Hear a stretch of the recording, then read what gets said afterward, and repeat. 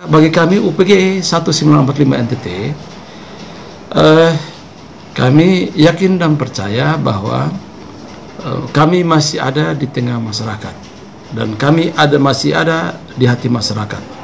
Terbukti dari tahun ke tahun prospek perkembangan jumlah mahasiswa grafiknya bukan menurun tapi meningkat.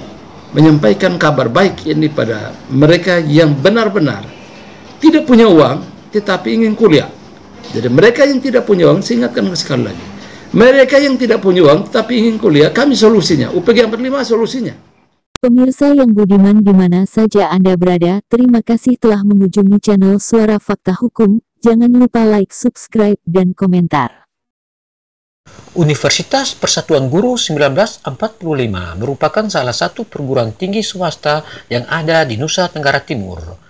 Sejak didirikan, UPG 1945 Nusa Tenggara Timur telah mengalami banyak kemajuan, bahkan mahasiswa yang kuliah di kampus ini setiap tahun terus meningkat.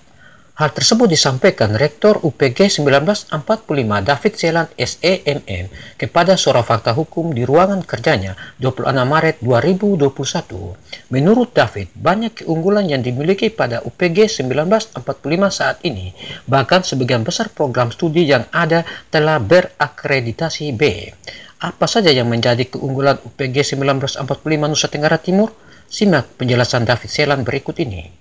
Kami datang di ruangan Bapak untuk mengetahui persiapan Universitas PGRI 45 dalam menyongsong penerima mahasiswa baru ke depannya. Mohon penjelasan dari Bapak.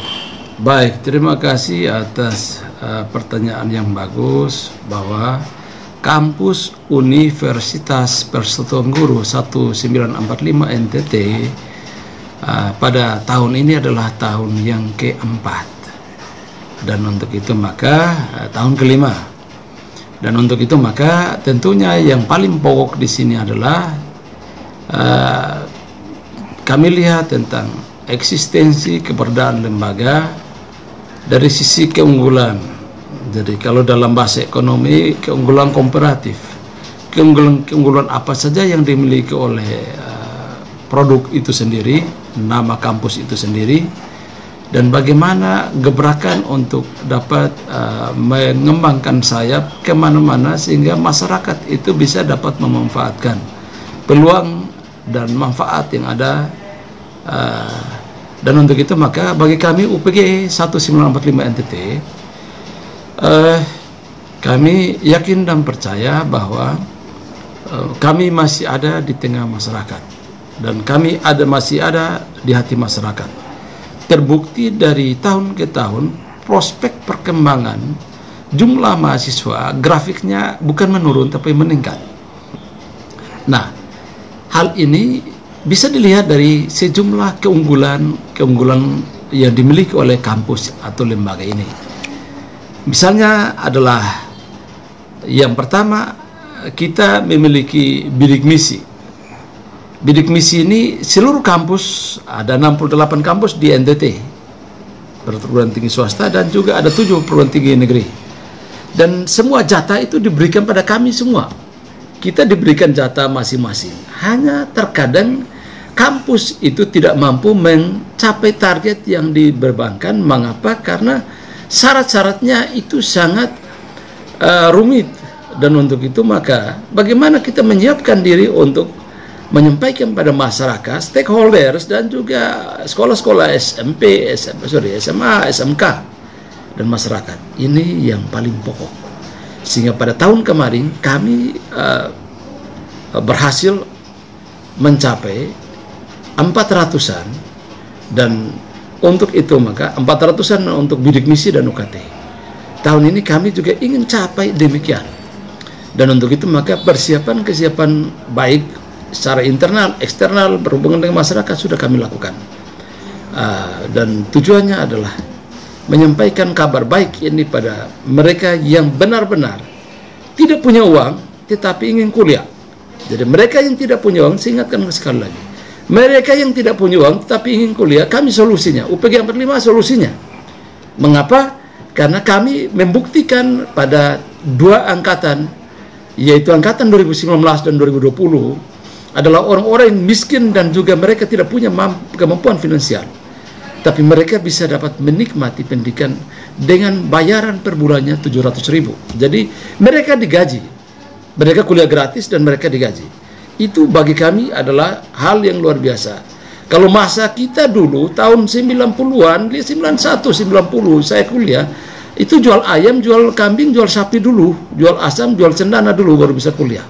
Sekarang tidak perlu jual lagi seperti begitu. Kita dengan itu negara bayar. Dan untuk itu maka kabar baik ini harus sampai pada masyarakat lapis bawah. Dan untuk itu saya tidak tawar-tawar. Saya turun sendiri dan juga para dekan, wakil dekan, ketua program studi, para dosen, mahasiswa itu sendiri, dan para wakil rektor, semua turun untuk melakukan sosialisasi yang ke daerah-daerah, ke desa-desa, ke SMA, ke gereja dan seterusnya. Itu yang dapat kami lakukan. Itu baru keunggulan pertama.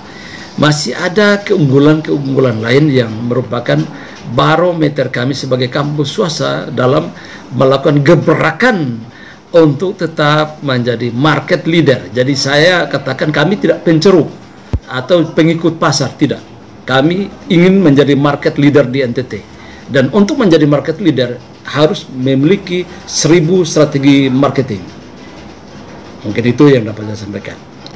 Apa himbauan atau ajakan Bapak terhadap masyarakat yang ada di Nusa Tenggara Timur pada umumnya untuk menyekolahkan anak mereka di UPG 45? Yang paling pertama, saya sampaikan sebagai Sekretaris Aptisi Nusa Tenggara Timur, saya juga sayang pada perguruan tinggi negeri dan swasta, terutama perguruan tinggi swasta yang jumlahnya 68 perguruan tinggi swasta. Mari kita manfaatkan program ini untuk menyampaikan pada lapis bawah, karena semua orang berkesempatan untuk mendapatkan program bidik misi, beasiswa bidik misi. Itu yang pertama. Yang kedua, kabar baik ini kalau kita malas, kita hanya tunggu mereka datang, tidak akan kita dapat mahasiswa. Percaya tidak akan kita dapat mahasiswa. Satu-satunya adalah kita yakinkan pada masyarakat, yaitu, hai masyarakat Nusa Tenggara Timur, para petani, para nelayan, para orang tua yang profesi tukang bangunan, tukang bangunan, dan juga baik itu buruh harian, mari manfaatkan peluang ini, datangi kampus-kampus yang terakreditasi B, supaya anak ini punya peluang mendapatkan berlipat kali dalam bantuan bidik misi. Ini yang harus dapat kita lakukan. Dan untuk itu maka masyarakat harus selektif. Banyak perguruan tinggi tetapi harus selektif melihat akreditasinya, sehingga jangan sampai mahasiswa ke depan menjadi korban. Dan untuk itu maka mereka yang masih akreditasi C, mereka yang belum akreditasi, tentunya ini adalah syarat mutlak yang harus dapat dilakukan. Untuk itu harus segera akreditasi C minimal atau B maksimal atau unggul atau A. Ini yang paling pokok itu kita lakukan. Jadi masyarakat harus selektif untuk bisa melihat. Caranya adalah ketika mereka melakukan sosialisasi, maka kita coba buka akreditasinya. Akreditasi O, ternyata akreditasinya hampir B semua. Ternyata kita dapatkan, kita temukan seperti begini. Akreditasi hampir B semua. Nah, ketika akreditasi B, maka tidak perlu ragu lagi, silahkan. Nah, ini B, ini akreditasi B. Nah, ini akreditasi B. Nah, ini hampir semua akreditasi B. Dan itu untuk itu maka jangan ragu untuk pilih kampus yang akreditasi B, karena itu syarat unggul.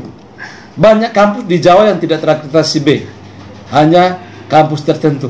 Dan untuk itu masyarakat harus selektif untuk memilih kampus yang the best, yang baik, yang fungsinya adalah memberikan pelayanan secara menyeluruh dan mengajari mahasiswanya untuk all round, harus bisa di segala bidang. Jadi bukan hanya bidang hukum saja, bidang ekonomi saja, bidang pertanian saja, tapi harus segala bidang harus bisa. Dan kami sudah membuktikan itu, mendidik orang-orang NTT yang hebat, dan sekarang ada menjadi pemimpin, ada di mana-mana. Mungkin itu yang dapat saya sampaikan. Terima kasih. Terima kasih. Salam. Tuhan memberkati kita sekalian.